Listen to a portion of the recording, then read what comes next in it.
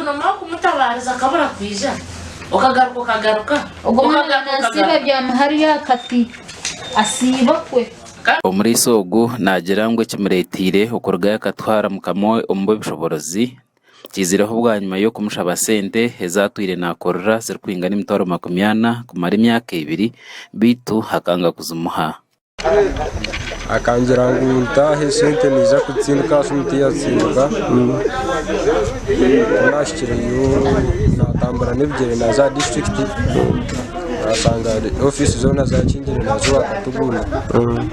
namanya Mozesi yaragaye kwerwaniraho office y'abari kukurira abakozi hamwe n'abakozesa obwe arikujana na Reverend Misha Kinkamuhabwa abo kweza imyaka 2 adari kumushashura cyari kugira ngo kimuretire kubona munonga kandi akahika no kurara ha district akasese yiza yasanga hayampereza abo kukoraho twamuterese umuyabantu we yatwizo bamwiza kwiza rwa kabiri weno rwa kabiri rwashirete yiza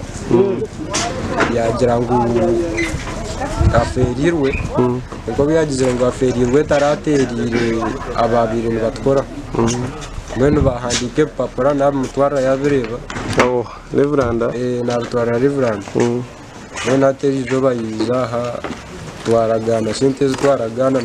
namusaba sente zanje zitwabire turagine yazinyuma Mozesi yayongera yashobora ecyamuretire yatandika kukozesubwa ha myaka mito ngo akabayeka umukibina cya kashatu sente zo kushoma zabura nawe nuko kutandika kuronda uko araye biseho bana yaheze nkanta kishoma kuba physics kazabura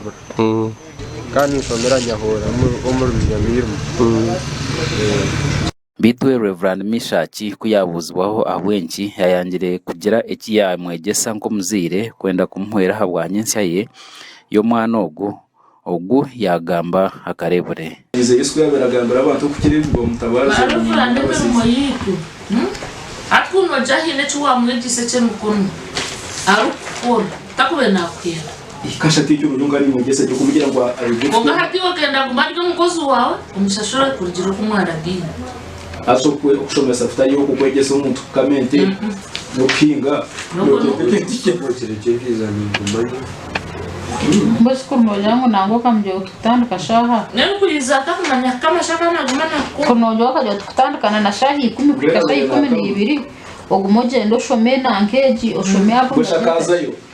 akati ngugoyo hatu mugendo muhereze ishomero kwaraza yumwamshanga ye ishomero yo kwaraza mu ishomero yatendinga ni nani muhera ku mwaka but it should be your role as a parent model this boy hatu mumutima bituwe ori district labor officer Dennis Amutwire yashobora nko kumozesi yayeterire enduro mu office eji ari kugira ngo Reverend Misach amunyagire sente ze ezi yamukorire kweze imyaka 2 konka bwa nyuma akamwehindurira gambara kana akora Reverend era mazona myaka 2 akomushashura konka bwa nyuma ija yayihindura Misha Kinkamuhabwa ite ija yayihindura yamuhana eshatu wenga hi so finally mwana kajya tinyenda kuza kutakora kujyanye kore byanje mpaka sente kanje mu rwonje nage kinakora Reverend yamuha sente ze mwana agmana yambinga numuka mwana agmana tambra nija finally yazo chairman katubwo na bamurese mu office yanje twagira umushinga ko nahita Reverend yija mukajya ngo sintabuza kuzumha balance Denesi yayongere yashobora ngo Reverend Mishach abira yangire kurashura Mozesi kwisiya aho yarebera abanyamakuru akikiriza kumushashura ebicweka ubwo ari kumushashura imitwaro 20 kandi hakasigare 20 kandi ho na Denesi yagaruka yayihanangiriza abantu gumana basaba abakozi babo za contract abo kubanikiza kubahwera munonga hamwe n'abakozi babo ntigari cyane kwanyuma yo kwetaba media bakashikaho bakinterveninga so Reverend yikiza kushaka sente ezo so ninshaba abantu maze akoresa abantu mwemba korese mbanze mbahandike kikoreka ngo koresa abana bato kandi akayiro mbahirize contract because contract nije yambiyo okozesa nanogwaza kutaga kore byemirimo enshonga nkezi ezo kukoresa abana bato umurakazo zikanyere kandi abukira kwataho bona nabajomerwa butosha amakuraga gasha kwa Sima Naume abwa Sky TV ya genshonga umurakazo